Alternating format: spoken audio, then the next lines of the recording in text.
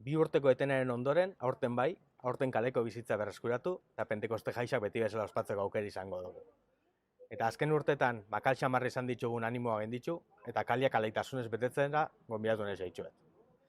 Jaixak berreskuratzeekin batera, egun horretan ohikoak dien ekimenak be izango ditugu aurten. Eta tartean nola ez, jaixe hasiera emongo dutzan, Bitoria Nautxoren jaitxe ere ekitaldixa. Honezkero aukeratu dau jai batzordiak zeinek botako daben hasierako etxafleiroa. Eta aurten urteurren borobilian murgilduta dagoen elkartea izango da, Aspaze.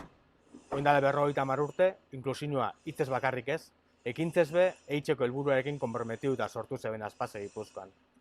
Hori eta Aspaze, konpromisua.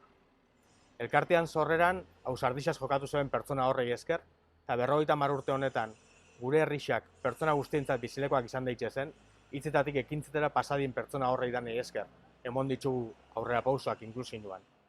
Bidia ondio bukatu ez badugu. Bergaran erabat errotuta dagoen elkartea Aspaze, egunero lan itzen dabe Osirondoko eguneko zentruan eta Ibaiondoko eskolan, eta herrixan itzen dien ekimenetan aktiboki parte hartzen dabe. Aurten bertan, udalak sustatutako Bergara 2030 egin herrixa plan estrategikoaren partaietza prozesuan adibidez, korrikan bueltan edo azokako dinamizaziorako ekintzetan. Zorionak Aspaze eta eskerrik asko egunero itzen duzuen lanagatik. Dano jaitxetarako gertu, ondo pasau, eta ingurukoekin partekatu, alitasun eta bizipoza.